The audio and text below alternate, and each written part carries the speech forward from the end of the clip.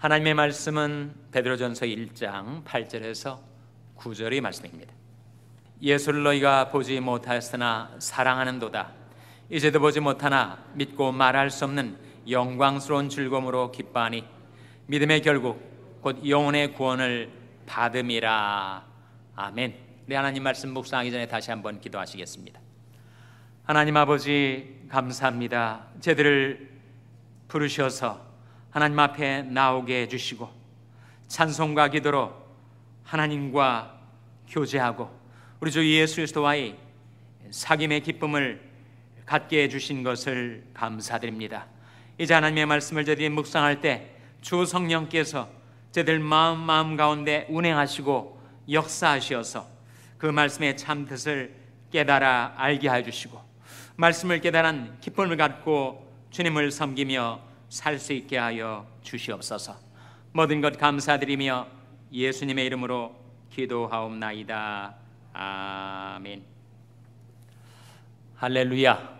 저희 평강의 복을 기원하는 마음으로 샬롬 인사 나누시기 바랍니다. 샬롬. 샬롬. 오늘 수요예배 잘 나오셨습니다.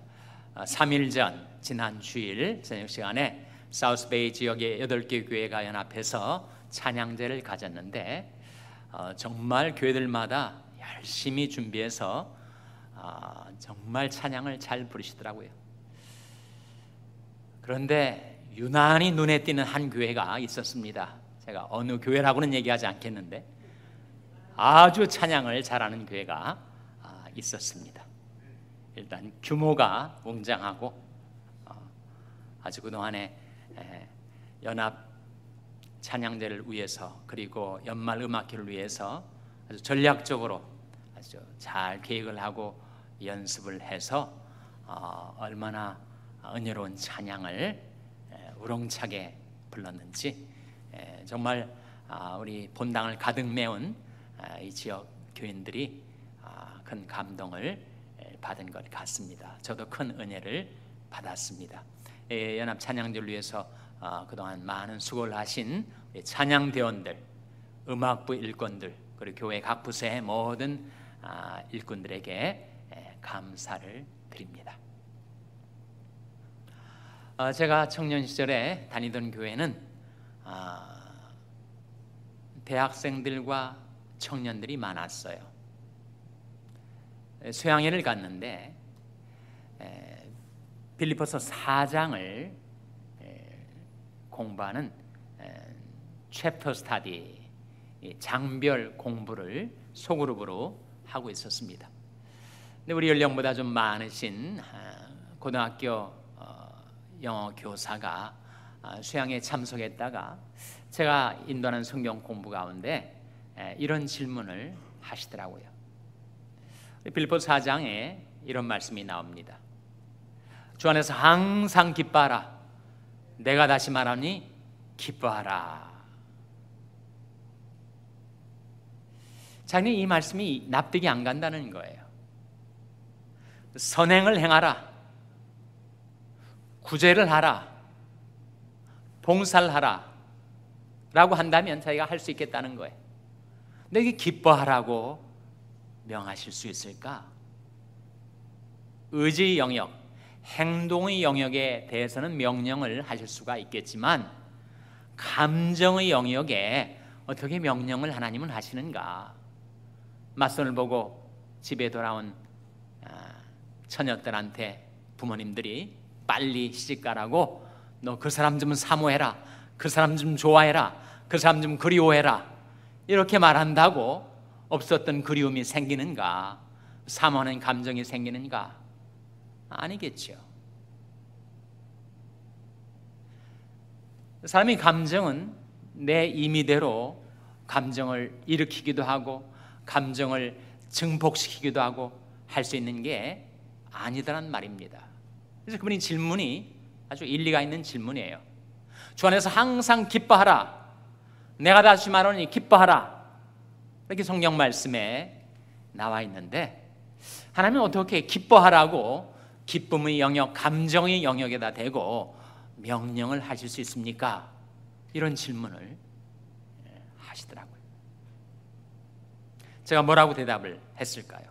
몇십 년 전 일이라서 정확한 대답의 내용은 기억하지 못하지만 이렇게 대답을 했습니다. 그것은 바로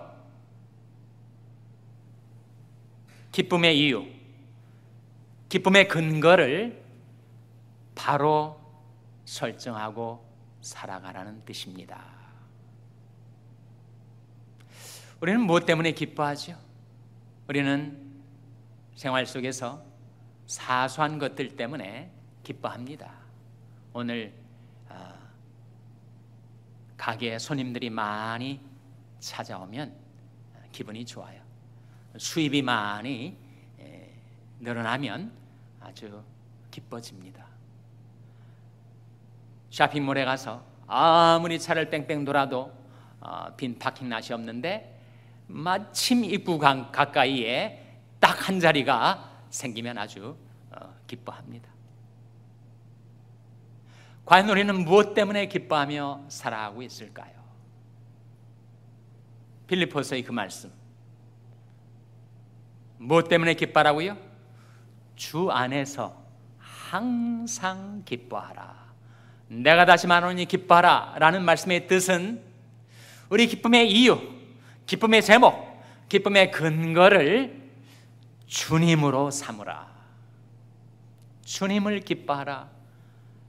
주님을 인하여 즐거워하라. 우리 생활 속에 기쁨이 있으면 우리 삶의 능력이 있습니다. 그러나 기쁨이 다 사라져버리고 마음이 우울하고 슬프고 울적하면 몸의 힘도 다 빠져버리고 맙니다. 그래서 느헤미야 8장 10절에 여호와를 기뻐하는 것이 너의 힘이니라 하는 말씀이 나와요. 우리 기쁨이 있으면 힘이 생기고 활력이 주어지지만 기쁨을 잃으면 능력도 잃게 되는 것입니다. 그래서 성경은 기뻐하라, 여호와를 기뻐하는 것이 너의 힘이니라고 말씀하시면서 우리가 주님을 기뻐하며 힘차게 인생을 살아갈 것을 우리에게 깨우쳐주고 있는 것이죠. 그래서 오늘 본 말씀 베드로전서 1장 8절 9절에서 우리는 세 가지 기쁨의 이유, 기쁨의 제목, 기쁨의 근거를 발견하게 됩니다. 세 가지가 뭘까요? 첫째로 9절 말씀 같이 읽겠습니다. 베드로전서 1장 9절 말씀 같이 읽겠습니다. 시작. 믿음의 결국 곧 영혼의 구원을 받음이라. 우리가 기뻐해야 할 이유, 기쁘게 되는 이유가 여기 뭐로 나오죠? 뭡니까? 예? 결국입니까? 일합니까? 고십니까? 두 가지가 남았죠. 그러면 다 빼면 믿음, 구원이 나옵니다. 믿음의 결국 곧 영혼의 구원을 받음이라. 구원의 기쁨을 누리며 살아가라 하는 말씀이죠.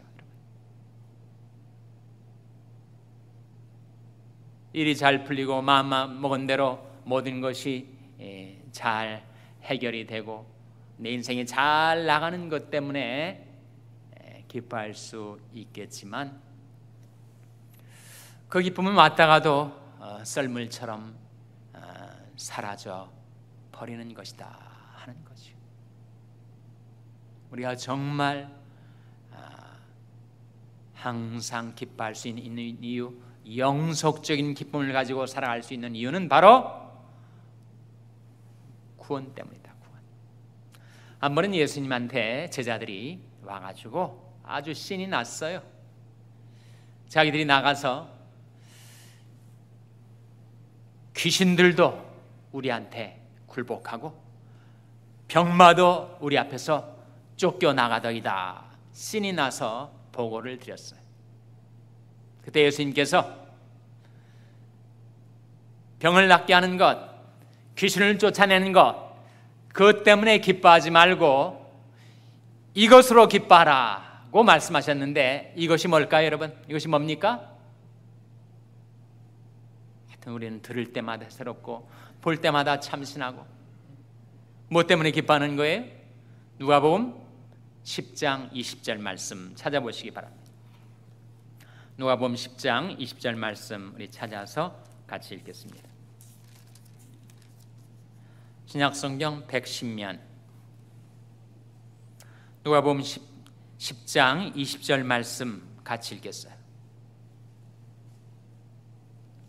찾으셨습니까? 누가복음 10장 20절 말씀 같이 읽겠습니다. 시작. 그러나 귀신들이 너에게 항복하는 것으로 기뻐하지 말고 너희 이름이 하늘에 기록된 것으로 기뻐하라 하시니라. 귀신들이 너에게 항복하는 것으로 기뻐하지 말고 무엇으로 기뻐하라고요? 너희 이름이 하늘에 기록된 것으로 기뻐하라. 우리 이름이 하늘에 기록됐다는 게 뭐예요? 구원받았다는 것, 하나님이 나를 구원해 주셨다는 것, 하나님이 구원이 내게 주어졌다는 것으로 기뻐하라. 그러면 환경에 좌우되지 않고 삶의 조건에 좌우되지 않는 지속적인 기쁨, 하나님이 주신 구원이 영원한 것이기에 영속적인 기쁨을 누리며 살아갈 수 있지 않겠는가? 기쁨의 포커스를 구원에다가 두라. 하나님이 나를 구원해 주신 것, 그것 때문에 기뻐하며 즐거워하며 살아가라. 둘째로 다시 오늘 베드로전서 1장 8절 9절 말씀으로 돌아와서 기쁨의 이유, 기쁨의 제목, 기쁨의 근거를 우리에게 말씀해 주시는데 무엇의 결국 곧 영혼의 구원을 받음이라 라고 했습니까? 무엇의 결국이라고요? 믿음의 결국. 우리가 기뻐해야 될 이유는 하나님 우리를 구원해 주시되 믿음으로 구원해 주셨다는 것.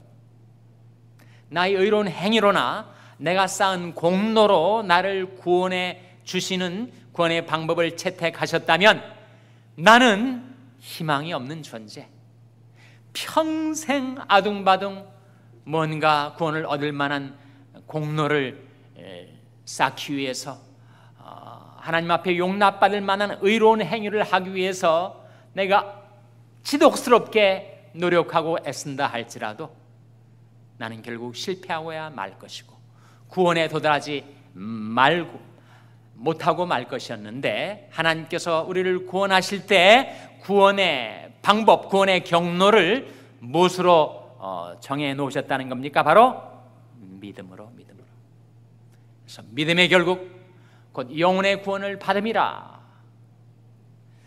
믿음으로 구원을 받았다는 말은 사실은 더 본질적인 의미는 뭐죠? 뭐로 구원을 받았다는 것입니까?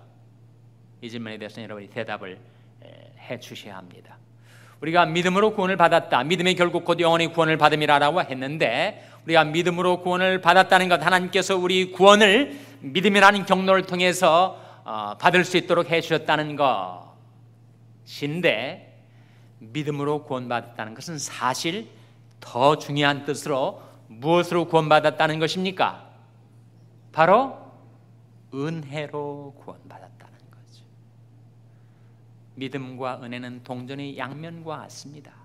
우리가 믿음으로 구원받았다는 것은 선행하는 은혜가 있어서 그 은혜를 내가 뿌리치지 않고 믿음으로 받아들였더니 나를 구원해 주셨다. 이 베드로 그것이 에베소 2장 8절 말씀이 아닙니까? 너희가 그 은혜를 인하여 믿음으로 말미암아 구원을 얻었나니. 그래서 우리가 기뻐해야 될 이는 하나님이 나를 구원해 주시되 나의 의로운 행위나 내가 쌓아놓은 공로로 나를 구원하시는 것이 아니라 믿음으로 구원하신다. 은혜로 나를 구원하셨다.